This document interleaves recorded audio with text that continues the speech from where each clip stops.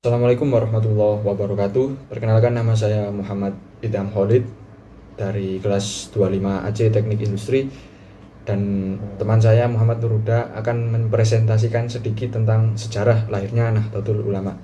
Nah, kita di sini akan menjelaskan sedikit gimana sih Nahdlatul Ulama itu lahir, kemudian siapa saja tokoh-tokoh pendirinya, kemudian apa peran Nahdlatul Ulama dalam menjaga tradisi Islam di Indonesia. Lanjut ke latar belakang ya. NU itu lahir sebagai respon terhadap modernisasi dan kolonialisme.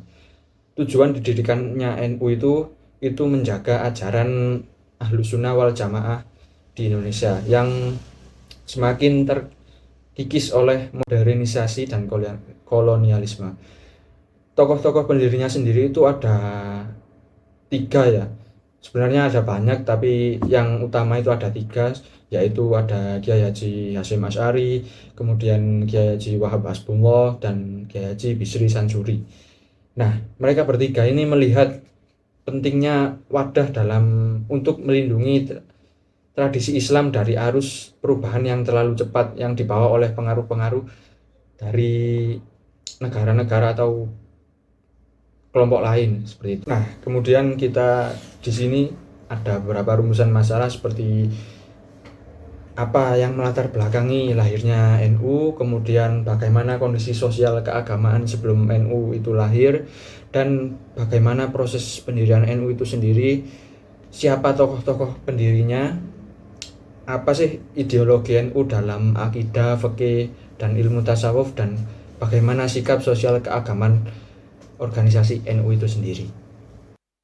Saya Muhammad Nuruda akan menjelaskan penjelasan dari teman saya tadi. Saya akan menjelaskan kondisi sebelum NU berdiri. Sebelum NU lahir, terjadi ketegangan antara Islam tradisional dan Islam modernis. Selain itu, penjajahan Belanda menimbulkan ketimpangan sosial. Gerakan Syarikat Islam menjadi salah satu bentuk perlawanan awal. Namun, NU hadir dengan pendekatan yang lebih fokus pada tradisi keagamaan. Selanjutnya, proses dan kronologi pendirian NU. NU didirikan atas inisiatif Kiai Haji Wahab Hasbullah dan Kiai Haji Hasyim Asy'ari. Sebelum berdiri, mereka meminta restu Kiai Haji Khalil Bangkalan melalui istikharah. Akhirnya NU didirikan pada tanggal 31 Januari 1926. Lalu terdapat tokoh-tokoh pendiri NU dan perannya masing-masing. Tokoh utama NU adalah Kiai Haji Hasyim Asy'ari sebagai pendiri sekaligus penggerak utama. Ada juga Kiai Haji Wahab Hasbullah yang dikenal sebagai konseptor, serta Kiai Haji Bisri Sansuri yang berperan dalam bidang fikih. Mereka bertiga menjadi pilar awal NU. Lanjut ke ideologi yang dianut oleh organisasi Nahdlatul Ulama. Dalam bidang akidah, NU sendiri itu mengikuti Imam Abu Hasan al-Asy'ari dan Imam Abu Mansur al-Maturidi. Sedangkan di dalam bidang fikih, NU itu berpegang pada pendapat dari Imam Syafi'i. Dan dalam bidang tasawuf, NU sendiri itu meneladani Imam Ghazali dan Junaid al-Baghdadi. Nah, ideologi inilah yang membuat NU itu tetap moderat dan tetapi kokoh dalam tradisi Islam. Lanjut ke sikap-sikap sosial keagamaan Nahdlatul Ulama. NU itu memiliki 3 sikap utama ya.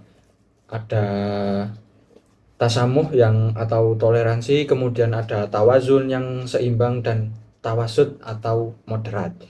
Nah, selain itu warga NU itu juga aktif dalam keterlibatan sosial seperti interaksi sosial di masyarakat. Jadi NU itu bukan hanya sebagai organisasi keagamaan saja, tetapi juga merupakan gerakan-gerakan sosial yang membawa dampak-dampak positif bagi masyarakat juga.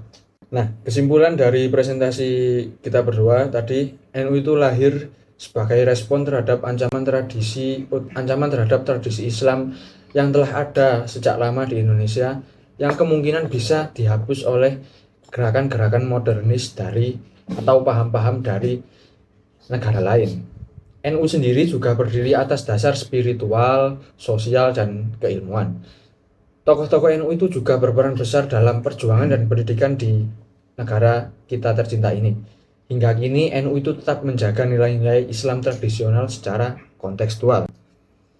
Mungkin sedikit itu presentasi dari kami tentang sejarah lahirnya Nahdlatul Ulama.